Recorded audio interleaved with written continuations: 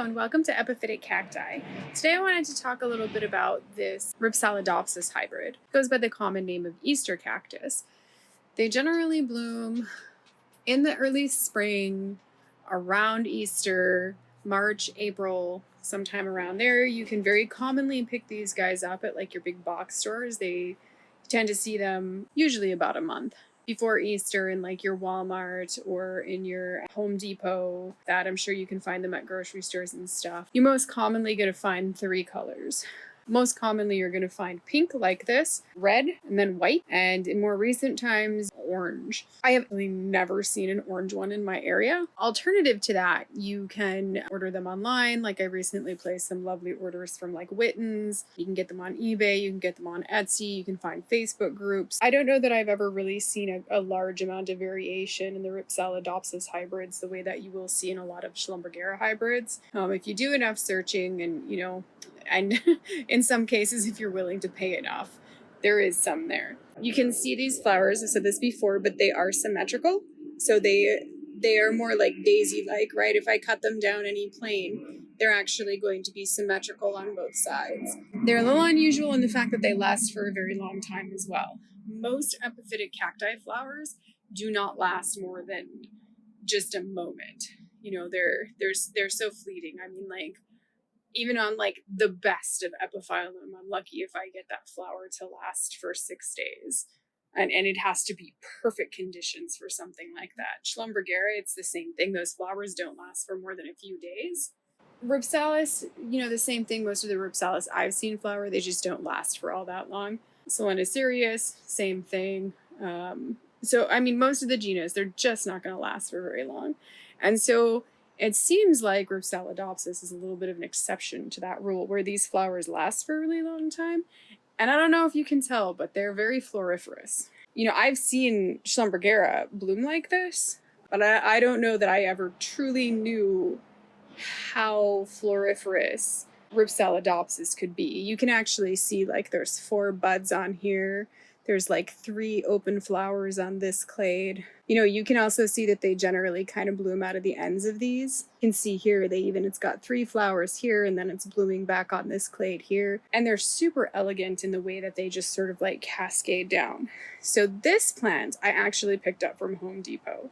I picked this up from Home Depot two seasons ago in the early springtime, and it was in bloom when I got it. That first year, I believe what I had done was I repotted it.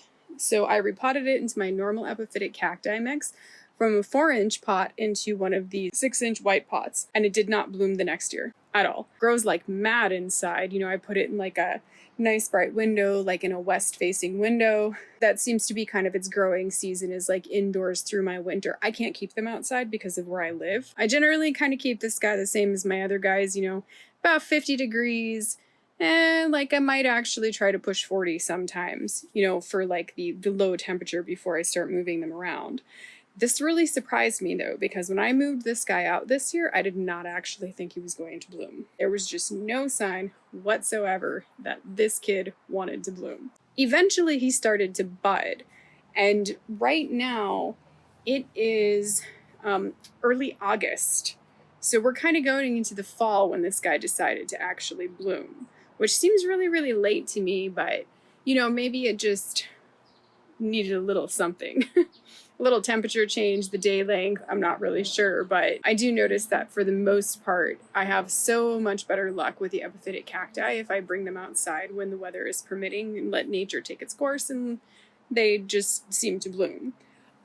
I did not bloom feed this plant at all, so there is no bloom fertilizer that has ever been given to this plant. Nothing that was intended to induce blooming. So this plant does actually get some MSU fertilizer throughout like the winter when it's actively growing. It gets like low doses of MSU fertilizer, kind of the same thing that I do with most of my plants. And that stuff is technically not intended for blooming. Go figure, it's blooming quite hardly anyway. So that's really cool. But I just really think that these guys they're so exceptional to me. I'm just like, oh my goodness. And I love the flowers. They open and they close. So like when the sun rises, they open up, and then when the sun sets, they close. And they do this day after day because these flowers last for who knows how long. They last for a really long time like this. On a really overcast day, it's really kind of comical because the flowers might not really open. So they might just stay closed. It's very, very strongly activated by light. Why don't we zoom in and look at it, like take a really close look at the flowers first. There you go. You can see a little bit of the darker pink back here, and then a little bit of the, you know, it gets a little bit lighter towards the center here. It's just really, really cute. They're so sweet. And I think just the sheer quantity of such beautiful little flowers all together is just absolutely magnificent. So let's kind of like drop down and get a look at it from below. There we go. So there's a really good shot from below of just how floriferous they actually are. There are so many flowers on this kit, it is just unreal. While I have other ones, none of them have really bloomed quite with the strength as this one has. And because I got it from Home Depot, it didn't come with any kind of a name.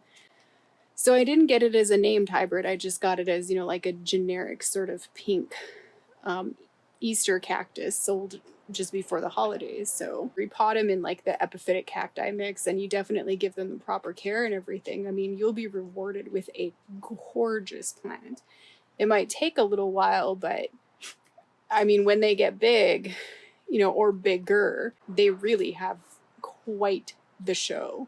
So there is the red one. You can see that it is, I got this one at the same time that I got the pink one, both from Home Depot, both at the same time. While this one has grown very well as well, you can see that it is not quite as floriferous as the pink one. It's definitely floriferous, but it's not quite as floriferous as the pink one. The flower shape between these two is just a little bit different, and this guy as well has not actually had quite the same amount of time because he started blooming just a tad later than the other one, which I think is interesting that both of these guys actually decided to bloom at the same time. It wasn't a fluke where just one of them was blooming in the fall, whatever it was that triggered both of them, which is no doubt the temperature change. There's another reason why I think that it's the temperature change that is triggering these, because indoors, I will actually get to throw a random bloom from time to time, but it's only when the clades are very close to the windows in the wintertime. Only those clades which are exposed to a colder temperature will occasionally throw out a bloom. You can see the flowers are probably a little bit smaller and not quite as wide open as the other ones. The base here, where the ovary is on this one, is actually red instead of green. You know, it's just very red, kind of more of a tight kind of star shape on this one. It's really pretty though. And you can see too, you know, much like the other one, it will have like multiple blooms off the end of the clade. So that's the red one straight on when it's in bloom. And like I said, super, you know, this one, you can always see like, because when indoors too, I should say that I also try to turn them around so that they don't get super heavy. Like they don't just grow super heavy on one side, so that, you know, they can grow clades on one, and then like as they turn it, you know, they just continuously grow the clades. At least I try to do that. But you can see one side got just a little neglected, it looks like. I mean, through having these two and like seeing what they're actually capable of, I have developed an extreme fondness for Rhipsalidopsis. They're really, really special epiphytic cacti. I hope you've enjoyed these Rhipsalidopsis hybrids as much as I have. Thank you for watching, and happy cacti growing.